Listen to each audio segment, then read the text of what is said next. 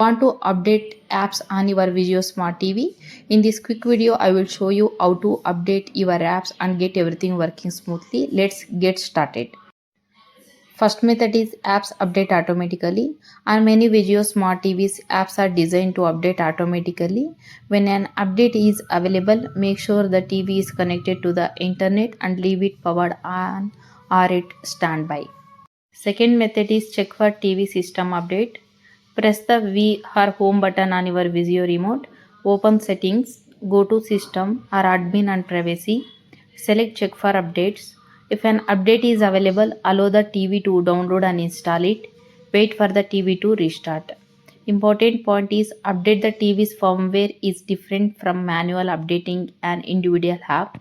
On some VIZIO models, there is no separate update app button because app updates are handled automatically. If an app is not working, then try these things. Restart the TV, check your Wi-Fi connection, update the TV firmware, remove reinstalling the app if your VIZIO model allows it.